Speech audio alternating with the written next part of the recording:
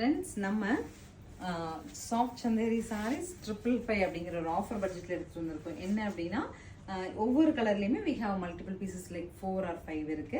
650, 610, 570 அப்படி போயிட்டு இருந்தது. 555 அப்படிங்கிற ஒரு பட்ஜெட்டில் எடுத்துகிட்டு வந்திருக்கோம். லைட் வெயிட்டடாக கலெக்ஷன்ஸ் எல்லாமே 1 by 1 அழகாக இருக்குது. பார்த்துட்டு புக் பண்ணுங்கள்.